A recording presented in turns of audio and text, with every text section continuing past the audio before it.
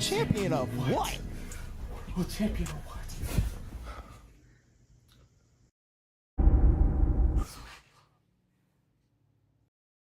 I can drop a world lead, I don't even like running. You gotta run fast just to go and get some money. I'm Noah Lyles K, you know how I'm coming. I ain't going to no Olympics, I ain't running, I ain't jumping. I can make 100,000 at the crib being funny. Yeah, we want to be really clear. We've had a very difficult situation this year financially. We had an investor that wasn't able to honor their complete commitment to the league.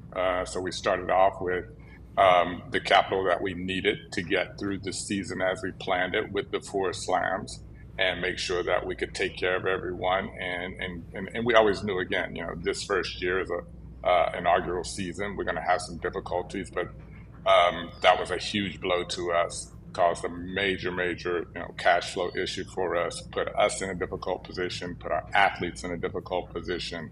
And but we're very confident that we'll pull ourselves out of it. All right, so everybody been asking me to talk about the Grand Slam situation. I covered it previously, but it's new information. Mike just did an interview. Hell, I ain't even watched the interview. I just seen some clips on Twitter. He said that some investors pulled out after the first meet, which is expected because they saw that, firstly, it's easy to convince people to invest in track and field because you can sell anybody a dream. But I've been saying for the longest that track and field is not a profitable product. If anyone wants to invest in track and field, you're doing so out the kindness of your heart, just to dump money somewhere where you don't expect a return. But for someone to expect a return from track and field, that's delusion, or you just simply don't know what's going on. So somehow Michael Johnson convinced all these investors to invest millions of dollars into this venture. Now, of course, he's a staff member of Grand Slam. Kyle Merber, he's a staff member of Grand Slam. So these guys on salary, so they got their bread off up front. But honestly, I'm gonna just be real.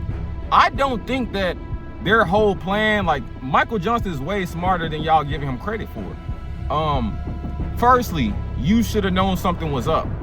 We're paying these guys $100,000 for first place, $10,000 for last place. Track and field athletes are some of the dumbest athletes in sports. We just gotta be real. Keep a spade, call a spade a spade. Track and field athletes are some of the dumbest athletes in sports. So they want to do the bare minimum and get the most type shit. So if you tell them, oh, you can get last place for 10,000, they're gonna show up and jog. Like, that's just the mindset of a track and field athlete, like a football athlete, a basketball athlete. You could tell them it ain't no money involved, it ain't nothing. They just want to show up and be the best. Track athletes, they don't have that mindset. They don't have that dog mindset. They just want to show up, do the bare minimum, and just somehow get way more than they're worth. So firstly, paying them $100,000 for first place, it didn't make sense. They aren't worth $100,000. Hell, they weren't worth the $10,000 for last place. Hell, if they would have did that for first place, they were still being overpaid. But yeah, I think that really what I think happened is that Michael Johnson, you know, he has other business ventures, like really successful business ventures. Like, this guy is a multi-millionaire. He has a $1 million sports complex out here in Dallas where it's like a performance center where NFL guys go train for the combine and this and that. He has houses in Calabasas. You can just quick Google search. $5 million house on the water in Calabasas. Had a $3 million crib out in Cali that he sold in 2018. So he's hella breaded, got hella money, hella business ventures, successful business ventures. So he's not a fool. I think that he took some of his investing homeboys and was like, you know what? Hey man, this is a quick cash grab. We can come up 6-7 million off top. I just need some of y'all to put y'all money in, invest. I can get my money out top. I pay Kyle and them, and they can get their money out top. And track athletes are stupid. They gonna show up. We're gonna promise them appearance fees. Granted, you supposed to get your appearance fees at the meet or before you run, or it's supposed to be processed before you even think about running. So we got these guys to show up to 3 meets, 3 months apart, no appearance fee. Granted, we promised them an appearance fee, and despite them not getting their first appearance fee from the first meet, they still showed up to the second one, and they still showed up to the third one. So it's like, oh shit, these ninjas dumb. So we can just get our money off top, and we can have one of the investors, which probably is one of his homeboys, rug pull the whole shit. Be like, well, one of the investors pulled out, so we ain't gonna be able to pay none of you ninjas. the company is failing. We working our hardest to come up with some money, this, and that. But really, I don't believe they are. I think that they're satisfied. And then Michael Johnson, even before then, when they shut down the league and when they announced that they weren't doing the California meet, he talked about it. He's like, yeah, we achieved our goals for the season, this, and that. And people was like, how could he say they achieved their goals when it clearly failed? I believe that they actually did achieve their goals. I think that their goals was for Mike and them to get their bread and be gone. Like, the liability would be like the lawsuits that come and this and that. But I feel like they came with a liable reason to where they didn't have to pay these guys like an investor pulling out. And they could just file for bankruptcy and they can avoid all the lawsuits. And man, I think that's a genius plan. I more so think that's what it is. Then our meets was just going bad and investors just randomly pulled out. Because what sense would it make for them to start this multi-million-dollar venture knowing that they would have to need all this money up front and not have the money and still go on with it? Like, that liably doesn't even make sense. Like, who would start a venture this big off a handshake deal, off a word of mouth deal, rather than putting pen to paper and having the money in an actual escrow account? So that doesn't make sense. So I think that it was just a quick cash grab. I tweeted a while ago, I was like, I think Grand Slam is a money laundering scheme. I think that it's for the people who's running it to get their bread and get gone. And it's crazy because months later, that's what it's seeming like. Yeah, they're shut down and shit is coming out. The venues ain't got paid. The athletes ain't got paid. And I really think that I don't think they should pay the athletes. Because firstly, the athletes run for free anyways. Now, granted, do they deserve their money? Yes. Do they deserve what the prize money in which they were promised? Hell no. They don't deserve no motherfucking $100,000 for the bullshit that they put up. Now, Melissa Jefferson, she ran great. Kenny Bednarik, he ran great, but even them wasn't no $100,000 performances. Now, if you paid them $10,000 per race, cool.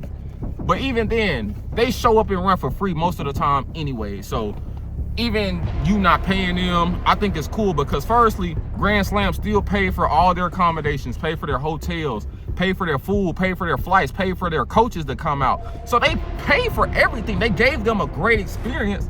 They just didn't give them no money on top of that. So you pretty much had all expense paid trips to Miami, all expense paid trips to Jamaica, all expense paid trips to Philadelphia.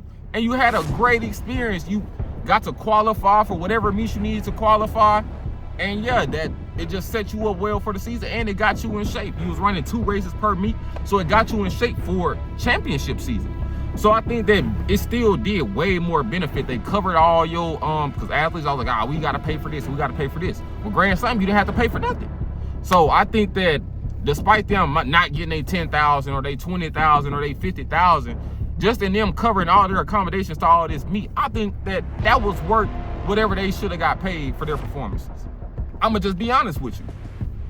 Yeah, it's a messed up move by Mike and them, but you can say that. But at the end of the day is gonna end. The world's gonna keep on turning. You can sit around and complain and this and that, but that ain't gonna change nothing. That ain't gonna change nothing. I salute Mike for pulling off what he was able, the type of heist he was able to pull off.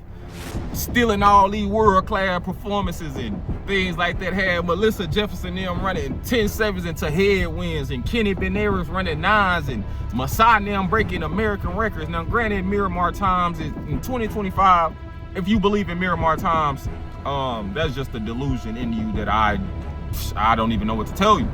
But yeah, man, I think it was still a great thing. They gave us great entertainment. They took care of the athletes. Paid them in accommodations, paid them in covering everything. So I think it was a win-win for everybody. Yeah, granted, you might not got the money that they promised you or they said you would get, but yeah, you still had a great time. You still got to travel. You still got free food and free hotels and all of that. So I don't know why they're complaining, honestly. Hell, you want some money so bad, go become an accountant. Like, who even comes to track and field to even get money? Like, let's be serious. If you want money so bad, go become an investment banker. You want money so bad, go become a CEO of a company. Take the money that you previously got from whatever prize money you got from other meets and go do something with it. Like Mike did. Mike say, hey, I took the money I got and have my investor friends take the money that they got. We're gonna put it together. We're gonna come up with this grand slam shit. We're gonna play like we finna pay them all this money, $3, $4, $5 million per meet, and we ain't paying these ninjas nothing. We gonna take the 3, 4, 5 million, run off with it, have one of our partners pull out, play like we ain't got it no more, file for bankruptcy, and be gone. Yeah, our reputation might be tarnished in track, but it's track, who cares? Those guys' opinions mean nothing in the real world. So I think there was a hell of a heist. It was one of the greatest robberies we ever seen of our lifetime. Still gave us great entertainment. We should be satisfied. Us as fans shouldn't complain. What we complaining for? We don't give a damn if these people got paid or not. We just was there to watch the performances. So yeah, man, it was a great show that they put on. It was a great heist that Mike pulled. And yeah, like, let me know what y'all think about it down below in the comments. Until next time, I'm out. World champion of what? World champion of what?